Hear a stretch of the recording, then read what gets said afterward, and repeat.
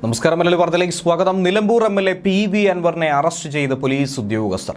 വലിയ പ്രതിഷേധത്തിനും വെല്ലുവിളികൾക്കും ഒടുവിലാണ് ഇപ്പോൾ എംഎൽഎയുടെ അറസ്റ്റ് രേഖപ്പെടുത്തിയിരിക്കുന്നത്. ഫോറസ്റ്റ് ഓഫീസ് അടിച്ചു തകർത്തു എന്നുള്ള കേസിന്റെ അടിസ്ഥാനത്തിൽ തന്നെയാണ് എംഎൽഎയ്ക്കും അതോടൊപ്പം തന്നെ കൂടെയുണ്ടായിരുന്ന 11 പേർക്കെതിരെയും നിലവിൽ പോലീസ് കേസെടുത്തിരിക്കുന്നത്. സംഭവവുമായി ബന്ധപ്പെട്ട് ഏറെ നേരം എംഎൽഎയുടെ വീടിനുള്ളിൽ കാര്യങ്ങൾ സംസാരിച്ച ശേഷമാണ് അറസ്റ്റ് അടക്കമുള്ള നടപടികളിലേക്ക് കടന്നിരിക്കുന്നത്. കൃത്യനിർവഹണം തടസ്സപ്പെടുത്തുക, പൊതുമുതൽ നശിപ്പിക്കുക അടക്കമുള്ള വകുപ്പുകൾ ചുമത്തിയാണ് എംഎൽഎക്കെതിരെയും കൂട്ടാളികൾക്കെതിരെയും കേസെടുത്തിരിക്കുന്നത്. നേരത്തെ തന്നെ അൻവറിന്റെ അറസ്റ്റ് അടക്കമുള്ള നടപടികളിലേക്കായി പോലീസ് കടക്കുന്നുവെന്ന സൂചന ലഭിച്ചിരിക്കുന്നു. അതിന്റെ അടിസ്ഥാനത്തിൽ പോലീസ് സംഘം അൻവറിന്റെ വീട്ടിലെത്തിയിരുന്നു. ഡിവൈഎസ്പി ബാലകൃഷ്ണൻ നേതൃത്വത്തിലുള്ള സംഘം വീടിനകത്ത് കയറി എംഎൽഎയുമായി കാര്യങ്ങൾ സംസാരിച്ചു.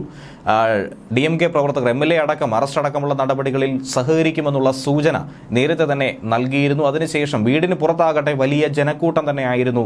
അനുയായികളൊക്കെ തന്നെ മുദ്രാവാക്യം വിളികളുമായി വീടിന് പുറത്ത് തടിച്ചു നിൽക്കുകയായിരുന്നു. അതിനെ പ്രതിരോധിക്കാൻ വേണ്ടി വീടിന് മുന്നിലും പുറത്തുമായി വലിയ പോലീസ് സന്നാഹം തന്നെയായിരുന്നു സജ്ജീകരിച്ചത്.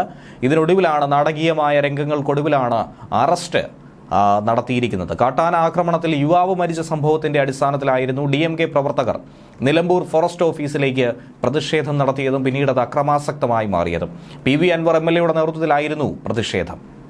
അവർ അവിടെ എത്തി നിലമ്പൂർ ഫോറസ്റ്റ് ഓഫീസ് പൂർണ്ണമായും അടിച്ചു തകർത്തിരുന്നു. ശനിയാഴ്ച രാത്രി കരളായി ഉൾവനത്തിൽ മണി എന്ന ആദിവാസി യുവാവിനെയാണ് കാട്ടാന കൊലപ്പെടുത്തിയത്. ഈ സംഭവത്തിൽ പ്രതിഷേധിച്ചുകൊണ്ട് നോർത്ത് DFO ഓഫീസിന്റെ പൂട്ട് തകർത്തായിരുന്നു പ്രവർത്തകർ ഉള്ളിൽ കയറി സാധന സാമഗ്രികൾ അടക്കം നശിപ്പിച്ചത്. ജില്ലാ ആശുപത്രിയിലെത്തി പ്രതിഷേധിക്കുകയും ചെയ്തിരുന്നു. ശേഷമാണ് പോലീസിന്റെ നടപടിയും.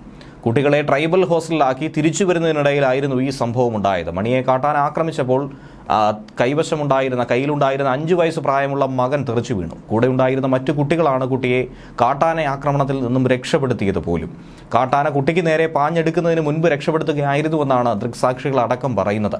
മറ്റുള്ള കുട്ടികൾ അതുപോലെ മറ്റുള്ളവരൊക്കെ തന്നെ സുരക്ഷിതമായി കോളനിയിൽ തിരിച്ചെത്തിയെന്നും ബന്ധുക്കൾ തന്നെ വ്യക്തമാക്കുന്നു. കഴിഞ്ഞ ദിവസം വൈകുന്നേരമാണ് ഈ സംഭവമെങ്കിലും രാത്രി ഏകദേശം ഒരു 8:10 ആണ് കൂടെ ഉണ്ടായിരുന്നവർ തിരിച്ചെത്തിയപ്പോൾ മാത്രമായിരുന്നു മണിയുടെ സഹോദരൻ അയ്യപ്പൻ ഈ വിവരം അറിഞ്ഞത്. മൊബൈൽ നെറ്റ്വർക്കും ഇല്ലാത്തത് വലിയ തോതിൽ തന്നെ മണിയെ രക്ഷിക്കുന്നതിന് വലിയ വിനയായി മാറുകയും ചെയ്തു. അപകട സ്ഥലത്തേക്ക് വേഗമെത്തി മണിയെ കണ്ടെത്തി അവിടെ നിന്നും തലച്ചുമടായി ചുമന്നുകൊണ്ടാണ് പുറത്തേക്ക് കൊണ്ടുവന്നത്. ഗുരുതരമായി പരിക്കേറ്റ മണിയെ 1.5 കിലോമീറ്റർ അധികം ദൂരം ചുമന്നുകൊണ്ട് വാഹന സൗകര്യമുള്ള ഒരു സ്ഥലത്തെത്തിച്ച് ശേഷം ആശുപത്രിയിലേക്ക് കൊണ്ടുപോവുകയായിരുന്നു. ജീപ്പിലാണ് കാടിന് പുറത്തേക്ക് എത്തിക്കാനായി കഴിഞ്ഞത്. ആശുപത്രിയിലേക്ക് പോകുന്ന വഴിയിലായിരുന്നു മണി മരണപ്പെട്ടത്. നഷ്ടപരിഹാര തുകയായിട്ടുള്ള 10 ലക്ഷം രൂപ ഉടൻ നൽകുമെന്നും കൊടും വനത്തിൽ വെച്ചാണ് അപകടമുണ്ടായതെന്നും മണിയുടെ ഇളയമകൻ തലനാഴിരയ്ക്കാണ് രക്ഷപ്പെട്ടതെന്നുമാണ് നിലമ്പൂർ സൗത്ത് DFO വ്യക്തമാക്കുന്നത്. എന്തായിരുന്നാലും ഈ സംഭവത്തിൽ വലിയ ജനരോഷമാണ് നിലമ്പൂരിലടക്കം ഉയർന്നു കേൾക്കുന്നത്. വലിയ പ്രതിഷേധമാണ് ഇപ്പോൾ DMK പ്രവർത്തകരുടെ നേതൃത്വത്തിൽ തന്നെ നടന്നുകൊണ്ടിരിക്കുന്നത്. ന്യൂസ് ഡെസ്ക് മലയാളി വാർത്ത.